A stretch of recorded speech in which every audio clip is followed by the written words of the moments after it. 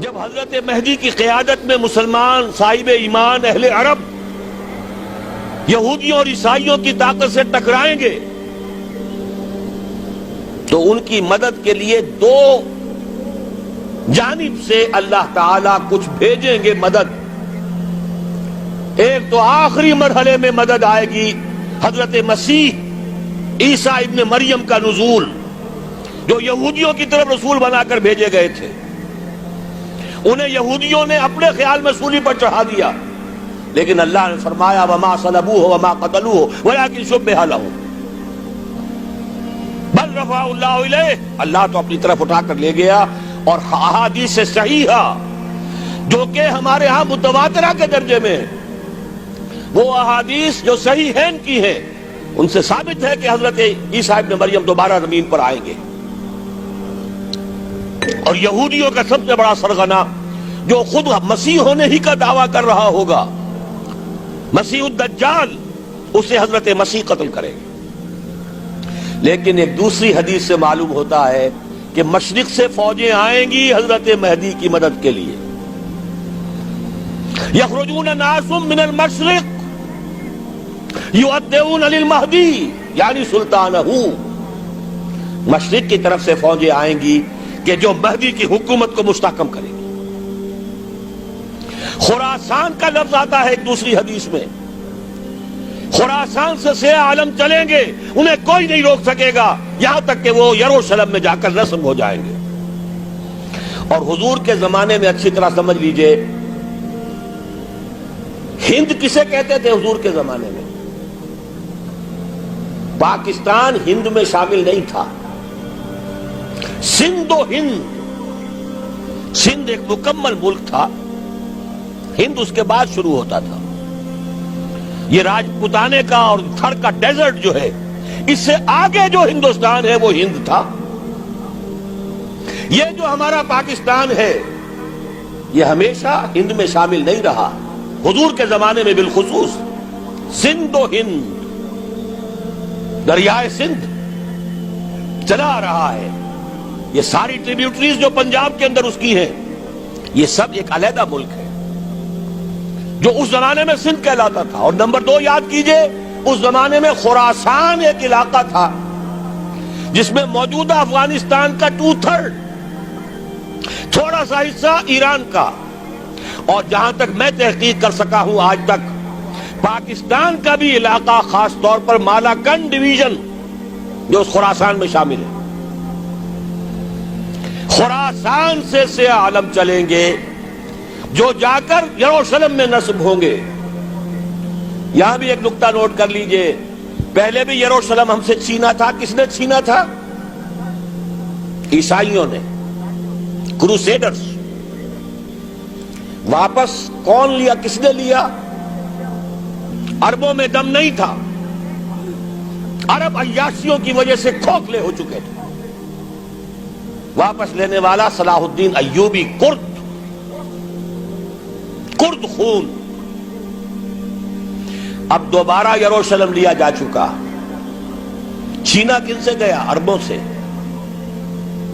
عرب واپس لے سکتے ہیں؟ کوئی اندیشہ اگر ہو سکتا تھا عراق کے بارے میں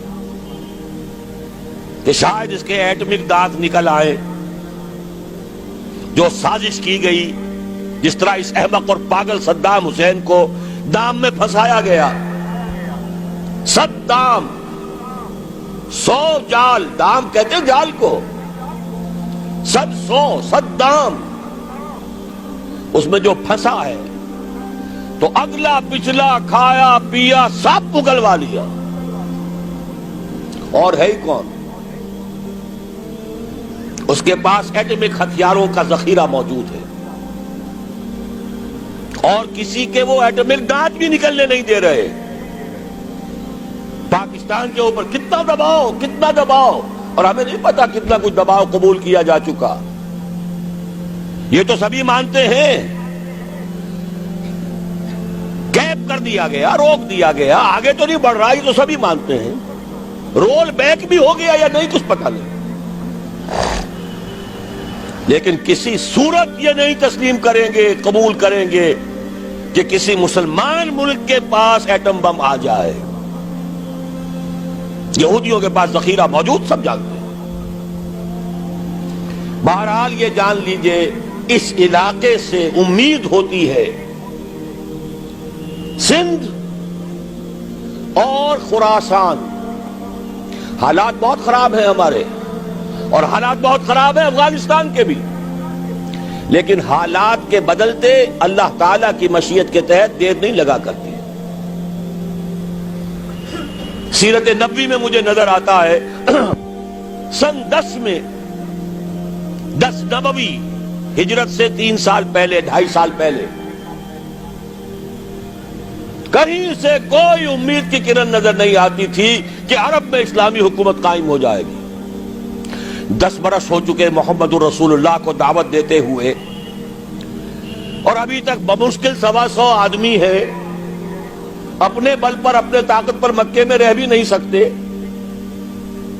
کیسے ہو جائے گا؟ کہاں سے ہو جائے گا؟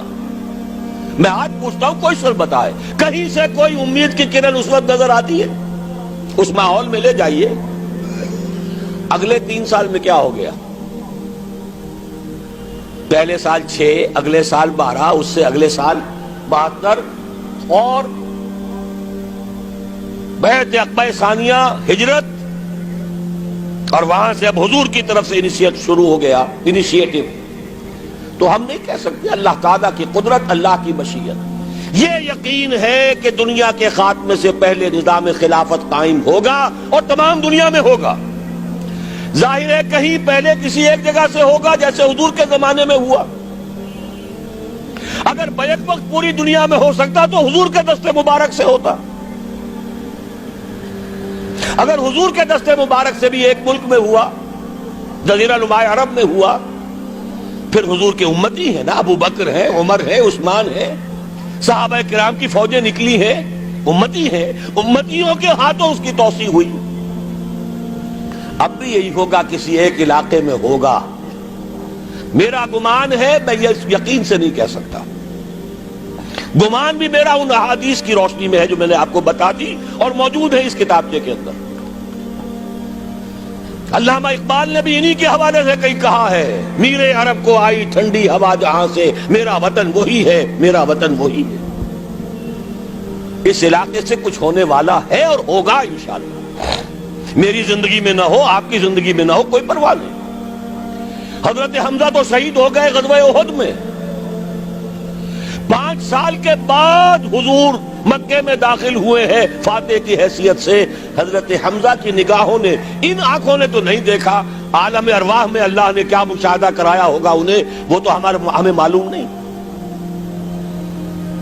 بعض صحابہ شہید کر دیے گئے مکے ہی میں. بہت بڑی کامیابی. اپنی جان لگا دیں، اپنے آپ کو کھپا دیں، اپنے آپ کو مٹا دیں. جس طرح روڑی کوٹ کر بنیادوں میں بھر دی جاتی ہے، ہماری ہڈیوں کا چورا بنا کر اور ہمارے خون کے اندر اسے گوندھ کر اگر وہاں ڈال دیا جائے، اس سے بڑی سعادت کوئی نہیں.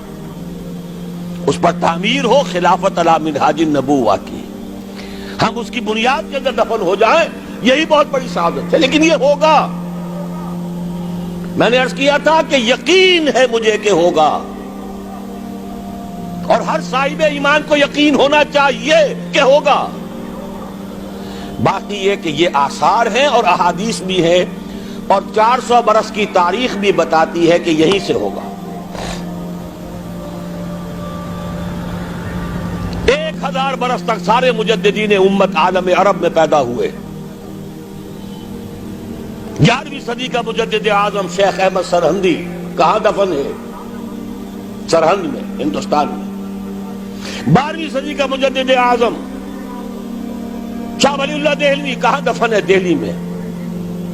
13ویں صدی کا مجدد اعظم سید احمد بریلوی، ان کی تو قبر بھی معلوم نہیں، لیکن ان کا خون جذب ہوا دریائے کنہار میں، اور ان کے سینکڑوں ساتھیوں کی لاشیں اس بالاکوٹ کے مقام پر. 14ویں صدی کے مجدد اعظم شیخ الہند، لیکن ان کے ساتھ ساتھ اتنے اعظم رجال، علامہ اقبال جیسا مفکر، مولانا مودودی جیسا مصنف، مولانا الیاس جیسا مبلغ کہیں اور ہمیں دکھا دیجئے آپ. میں کل کہیں عرض کر رہا تھا، دیکھیے پہلے جو ہے 1000 برس تک ہر خیر ہندوستان میں باہر سے آ رہا تھا. معین الدین اجمیری باہر سے آ رہے ہیں، شیخ علی حجویری باہر سے آ رہے ہیں، سندھ میں جتنے اولیاء دفن ہیں سب کے سب باہر سے، ایران سے چلے آ رہے ہیں. لیکن جیسے ہی 11ویں صدی شروع ہوئی ریورس ہو گیا آرڈر.